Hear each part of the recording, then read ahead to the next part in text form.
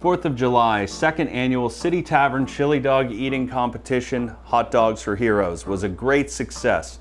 We want to thank all of our sponsors, City Tavern, Legendary Automotive, Community Lending, TPG, Accurate Outdoor Solutions, Trident Towing and Recovery, the Luminary Hotel, Tomahawk Construction, Suncoast Beverage, Sanibel Captiva Community Bank, the River District Alliance, Bud Light Seltzer, Deep Eddy Vodka, and Feltmans of Coney Island. And not only do we want to thank our sponsors, we want to thank you, the community.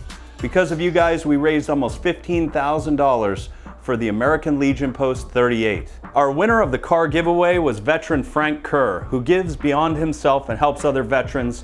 And a big congratulations to our winner of the Chili Dog Eating Competition, Robert Sims. Lastly, a big thank you to celebrity chef Brian Duffy for emceeing this event, and also Juan Gomez.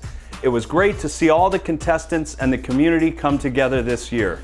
If you know of a business or individual that would like to get involved for 2022, please go to mycitytavern.com/hotdogs.